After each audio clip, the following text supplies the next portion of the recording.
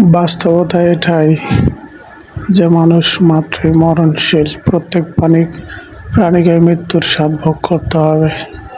দেখুন, আমাদের এক কাকা মারা গেছেন, ওনার দাফন কাফন সম্পূর্ণ করার জন্য রেডি করা হচ্ছে। ওনার ছেলে সন্তান আত্মীয় স্বজন সবাই চলে আসছে, ওনাকে এইভাবে খাটিয়াতে রাখা হয়েছে।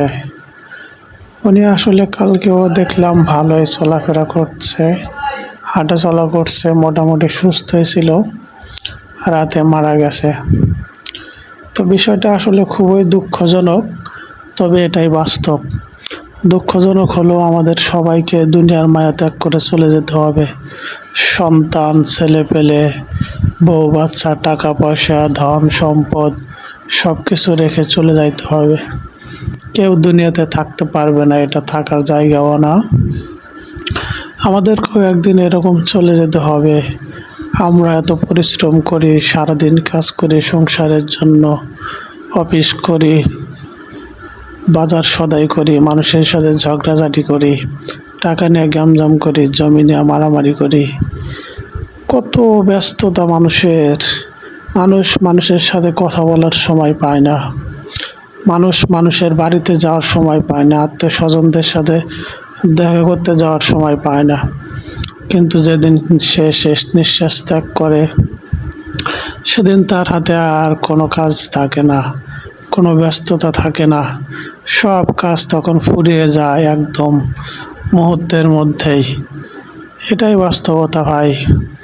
এটাকে আমাদের ধারণ করতে হবে, আমাদের মরতে হবে। এটাকে ধারণ করে আমাদের জীবন পরিচালনা করা উচিত।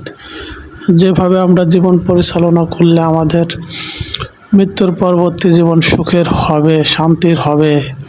মাটির নিচে আমাদেরকে আল্লাহ তাআলা দেখবেন, আমাদেরকে আযাব থেকে মুক্তি দিবেন। কি করলে সেই মুক্তি মিলবে, এই চেষ্টাই করা উচিত দুনিয়ার ব্যস্ততা ভুলে।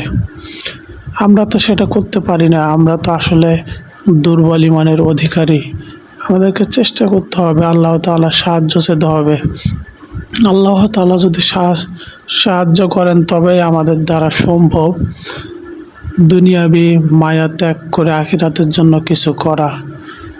তাই আমাদেরকে নামাজ পড়তে হবে, ইবাদত করতে হবে, আল্লাহর কাছে সাহায্য চেতে হবে। দুনিয়ার আশা আকাঙ্ক্ষা চাহিদা কমায় দিতে হবে। চাহিদা যত কমাতে পারবো আমরা তত আখিরাতমুখী হতে পারবো। চাহিদা যত কমবে আমাদের কাজের গতিও কমবে, আমাদের দুনিয়ার কাজের গতি কমে যাবে, আখিরাতের প্রতি মনোযোগ দিতে পারবো। পরিশেষে এটাই সকলের কাছে চাওয়া, সবাই সবার জন্য দোয়া করবেন। ভালো থাকবেন সবাই। আসসালামু আলাইকুম।